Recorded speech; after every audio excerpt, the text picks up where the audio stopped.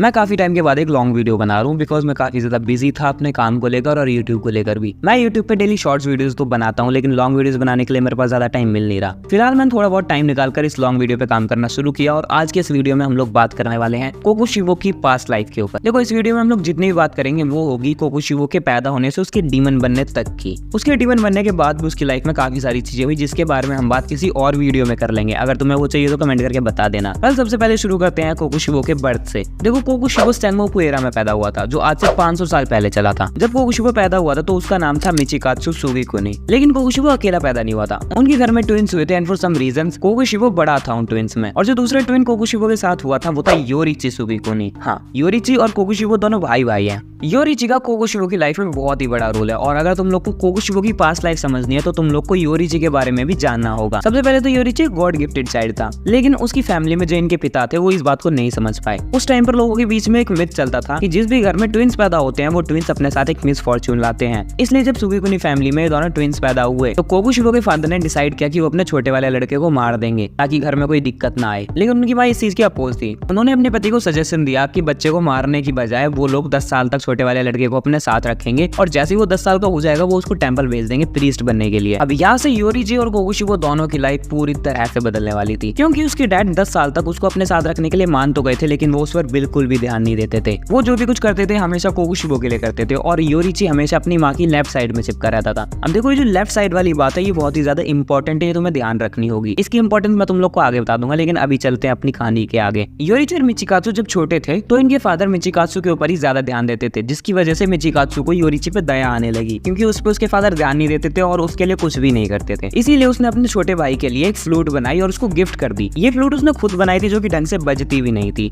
And ये flute भी काफी ज्यादा इंपॉर्टेंट है जो आगे चलकर काफी ज्यादा काम आने वाले है तो इसको भी याद रखना। अब टाइम बीत चुका था और दोनों हो गए थे 7 साल के। जब ये दोनों 7 साल के हुए तो इनके फादर ने मिचिकात्सु को स्वॉर्ड चलाने सिखाने लगे। स्वॉर्ड चलाने के लिए उन्होंने एक टीचर को हायर किया था और मिचिकात्सु उस टीचर से स्वॉर्ड चलाना सीखता था और दूसरी तरफ अपना योरिची दूर बैठ के अपने भाई को स्वॉर्ड चलाते हुए देखता रहता था। योरिची इतना ज्यादा अच्छा और इतना ज्यादा जीनियस था कि वो सिर्फ देखते देखते स्वॉर्ड स्विंग्स को मास्टर कर गया और जब ये चीज मिचिकात्सु के मास्टर ने देखी तो उनको योरिची में कुछ ज्यादा इंटरेस्ट आने लगा। अब वो योरिची को और आगे की चीजें सिखाना चाहते थे लेकिन योरिची इतने जल्दी चीजों को सीखता था वो देखकर मिचिकात्सु को गुस्सा आने लगा और वो अपने भाई से जलने लगा। योरिची हर चीज को बहुत जल्दी और बहुत अच्छे से सीख लेता था तो इसी चीज से मिचिकात्सु के मन में डर बैठ गया कि उसके फादर कहीं अपना डिसीजन चेंज करके योरिची की जगह मिचिकात्सु को टेंपल ना भेज दें। वो अपने फैमिली से दूर नहीं जाना चाहता था और अपने घर में ही रहना चाहता था इसलिए वो दिन रात मेहनत करने लग गया अपने छोटे भाई को सरपास करने के लिए। अब कहानी में थोड़ा टाइम और बीत गया और एक रात हम लोग को खबर मिली कि योरिची की माँ मर चुकी है। योरिची आज ही रात को अपने भाई मिचिकात्सु के कमरे में आया उसे ये बताने के लिए कि उनकी माँ अब नहीं रही इस दुनिया में। वो अपने हाथ में उसी फ्लूट को लेके आया था जो मिचिकात्सु ने उसको गिफ्ट दी थी। वो मिचिकात्सु के सामने गया, उसे सारी चीजें मिचिकात्सु को बता दी कि अब माँ मर चुकी है और 10 साल पूरे हो चुके हैं। मतलब ये वही टाइम है जब मिचिकात्सु को ये घर छोड़ना होगा। उसी रात योरिची ने मिचिकात्सु से बात करी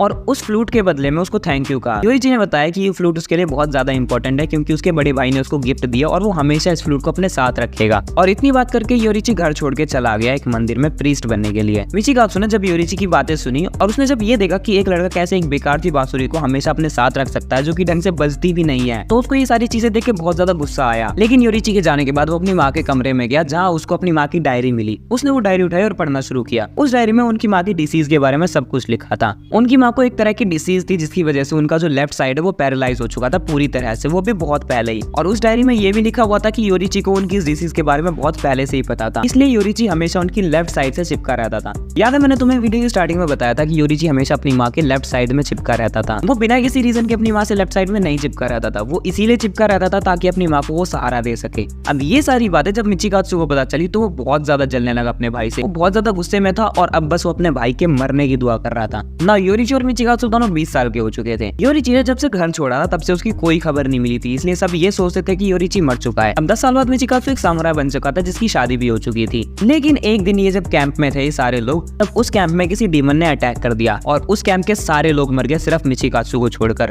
मिचिकात्सु उस डीमन को हरा नहीं पाया क्योंकि उसको नहीं पता था कि उस डीमन को हराएं कैसे। वो खुद को बचाने में तो सक्सेसफुल हो गया लेकिन और किसी को नहीं बचा पाया। सडनली वहाँ पर एक और स्वॉर्ड्समैन आ गया जिसने उस डीमन को मार दिया एंड ये स्वॉर्ड्समैन था योरिची। योरिची अपने भाई को देख के बहुत खुश हुआ। उसको खुशी हुई कि उसने अपने भाई को तो बचा ही लिया कम से कम। लेकिन अपने भाई को एक बार फिर देखकर मिचिकात्सु बिल्कुल भी खुश नहीं था और उसको सबसे ज्यादा गुस्सा तो तब आया कि उसका भाई अब भी उससे बहुत ज्यादा आगे है। मिचिकात्सु का अपनी लाइफ में सिर्फ एक ही गोल था कि उसको अपने भाई को पीछे छोड़ना है। लेकिन 20 साल पूरे होने के बाद भी भी वो अपने भाई से पीछे ही था। मिचिकात्सु को पता चला कि योरीची डीमन स्लेयर कॉर्प्स में है, तो उसने भी डीमन स्लेयर कॉर्प्स को ज्वाइन कर लिया ताकि वो और ज्यादा स्ट्रांग बन सके। डीमन स्लेयर कॉर्प्स में मिचिकात्सु के काफी ज्यादा बड़े रोल थे, क्योंकि योरीची को चीजें सिखानी नहीं आती थी, लेकिन मिचिकात्सु को चीजें सिखानी अच्छे से आती थी। डीमन स्लेयर्स के अंदर रहते रहते मिचिकात्सु ने काफी ज्यादा ट्रेनिंग करी और उसने अपने डीमन स्लेयर मार्क अवेकन कर लिया। लेकिन अब डीमन स्लेयर मार्क अवेकन होने के बाद उसको एक बहुत बड़ा डर हो गया था, क्योंकि लोग उसको बता चुके थे कि जिन भी लोगों का डीमन स्लेयर मार्क अवेकन हो जाता है वो 25 साल से ज्यादा नहीं जी सकते। लेकिन उसको अपने भाई से ज्यादा स्ट्रॉन्ग होना था और 25 साल काफी नहीं थे उसके लिए, उसको और ज्यादा जीना था ना। जब ये सारी चीजें हो रही थी, जब मिचिकात्सु का डीमन स्लेयर मार्क अवेकन हो चुका था,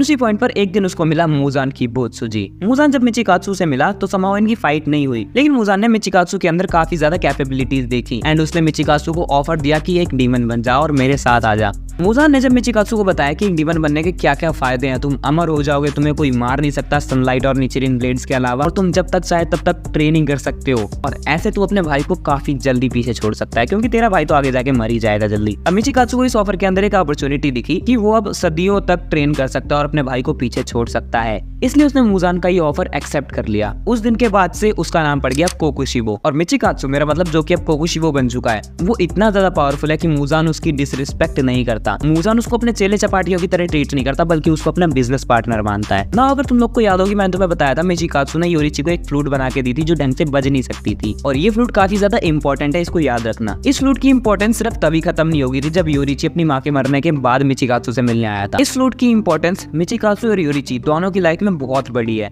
अगर तुम लोग को इसकी इंपॉर्टेंस जाननी है तो मैं इसके किसी अगले वीडियो में बता दूंगा, जहां हम कोकुशिबो की डीमन बनने के बाद की लाइफ के बारे में डिस्कस करेंगे, और योरीची की पास्ट लाइफ के बारे में, मतलब योरीची के पास्ट के बारे में तो तुम्हें पता चल ही चुका है। लेकिन उसके बाद भी क्या हुआ, जब मिचिकात्सु ने डीमन स्लेयर्स को छोड़ दिया, उसने योरीची को छोड़ दिया, वो डीमन बन गया, तो उसके बाद वर्ल्ड पे क्या क्या चेंजेस हुए। अगर तुम लोग को ये सारी चीजें जाननी है तो तुम लोग कमेंट करके बता देना, मैं इसके ऊपर वीडियो बना दूंगा। लेकिन आज के इस वीडियो के लिए बस इतना ही काफी रहेगा, बाकी मैं तुमसे मिलता हूँ किसी अगले लॉन्ग वीडियो में, अगर मैंने बनाया तो।